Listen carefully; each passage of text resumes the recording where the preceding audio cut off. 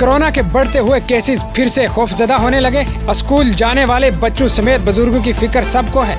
दरी असना ये बात सामने आई है कि जिन लोगों को 6 से 7 माह कबल वैक्सीन की दोनों खुराकें लग चुकी है, इनमें अब भी काफी एंटीबॉडीज मौजूद हैं। आम आदमी पर महंगाई का असर कम होने का नाम नहीं ले रहा है। पेट्रोल और गैस कंपनियों ने आज कमर्शियल गैस की कीमतों में 101 रुपए का इजाफा कर दिया है। शादी के मौसम में लोगों के लिए ये एक झटका है।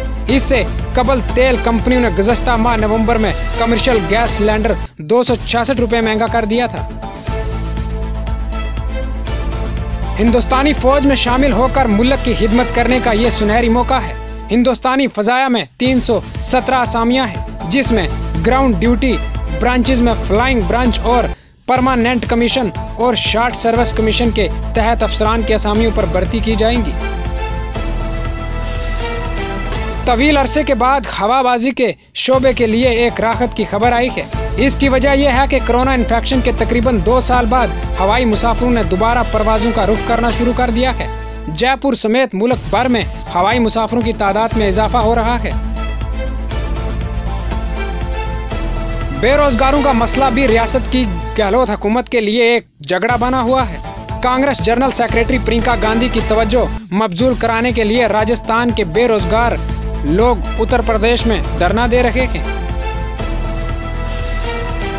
महकमा ट्रांसपोर्ट में वजीर बदलते ही रोडवेज से सीएमडी ने रोजाना 1.5 करोड़ रुपए के हसारे में जाने वाले रोडवेज के लिए महकमा ट्रांसपोर्ट के अफसरान को कटहरे में खड़ा कर दिया है। रोडवेज के सीएमडी संदीप वर्मा ने एसीएस ट्रांसपोर्ट अभय कुमार को खत लिखा है कि जिसमें इस नुकसान के लिए ट्रांसपोर्ट अफसरान को जिम्मेदार ठहराया गया है।